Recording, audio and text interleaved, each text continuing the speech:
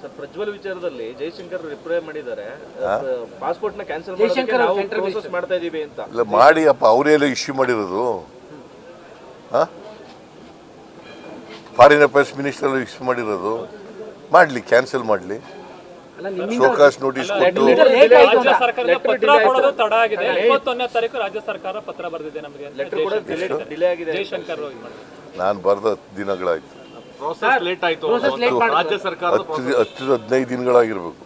15 ದಿನಗಳಾಯ್ತು ಬರೋದು. ನಾನು ಮೊದಲನೇ ಲೆಟರು, ಎರಡನೇ ಲೆಟರ್ ಪೊಲೀಸ್ನವ್ರು ಬರೆದಿದ್ದಾರೆ, SIT ಅವರು ಬರೆದಿದ್ದಾರೆ. ಇನ್ನು ಏನು ಬರೀಬೇಕಂತೆ ಅವ್ರಿಗೆ? ಮೊಸರಲ್ಲಿ ಕಲ್ಲು ಹುಡ್ಕೊಂಡು ಮಾಡಕ್ಕೆ ಹೋಗ್ಬಾರ್ದು. ಆಯ್ತಪ್ಪ ಲೇಟ್ ಆಗದೆ ಅಂತ ಅಸ್ಯೂಮಿಂಗ್ ಫಾರ್ ದಿ ಆರ್ಗ್ಯುಮೆಂಟ್ಸ್. ಈಗ ಇಶ್ಯೂ ಮಾಡಿ, ಈಗ ಕ್ಯಾನ್ಸಲ್ ಮಾಡಿ. ಕುಮಾರಸ್ವಾಮಿ ಪತ್ರಿಕಾಗೋಷ್ಠಿ ನಡೆಸೋದು ಅಷ್ಟು ಸುಲಭ ಅಲ್ಲ, ತುಂಬಾನೇ ಪ್ರಾಸೆಸ್ ಹಿಡಿತದೆ ಅಂತ ಹೇಳಿದ್ದಾರೆ. ಕ್ಯಾನ್ಸಲ್ ಮಾಡೋದು ಅಷ್ಟು ಸುಲಭ ಅಲ್ಲ. ಅವರು ಫಾರಿನ್ ಅಫೇರ್ಸ್ ಮಿನಿಸ್ಟರ್ ಅಲ್ಲ, ಕೇಂದ್ರದಲ್ಲಿ ಯಾವಾಗ ಮಂತ್ರಿ ಆಗಿರಲಿಲ್ಲ, ಇಲ್ಲಿ ಚೀಫ್ ಮಿನಿಸ್ಟರ್ ಆಗಿದ್ರು ಅಷ್ಟೇ.